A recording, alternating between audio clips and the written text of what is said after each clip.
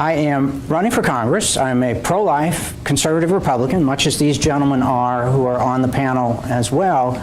But my candidacy is very different in three important ways that I ask you to consider when you're listening to our responses and when you're thinking about candidates to support and who you might vote for. First, I would tell you that I was nominated to run, and I'm the only candidate in this race who is nominated to run for this office by a petition of voters. It was a nominating petition that was signed by 1,366 registered voters. Each of those voters, people who know me, know the issues, know our position on these issues, and are attesting with their signature for you that the issues and the ideas and the candidates for this office are worthy and capable. And I submit to you that that is the most authentic way for a candidate to enter the race. Now, secondly, my candidacy is unique in this race in that I accept no campaign donations, and I never will.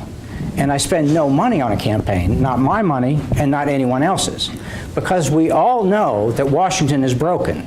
And the reason Washington is broken is because Congress is broken, and Congress is broken because it has been thoroughly corrupted with campaign money bribes, that it's money changing hands that buys access to power, buys access to influence, and it causes corruption in our government. We get poor laws, poor representation, poor government.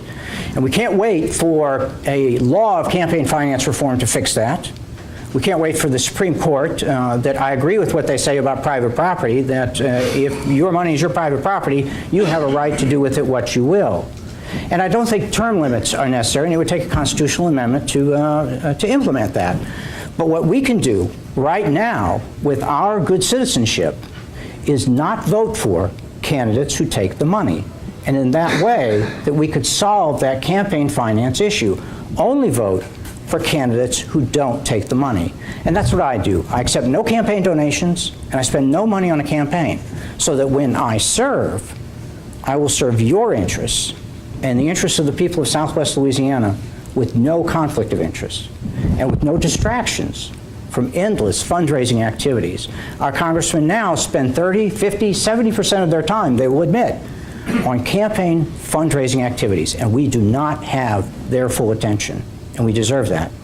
Third way that my campaign is unique, I have some original, good conservative ideas, and on your seat with the handout is a demonstration of how we can take a conservative, and what I mean by practicing conservative policies, and apply them to issues that are very important to us and very important in Washington. And the example I gave you tonight was Social Security, and I hope you'll read that, but it applies a very conservative approach, a tax cut. What better conservative way to stabilize and fund Social Security than with a tax cut? And I hope you'll read that, because it's really a very, very good plan.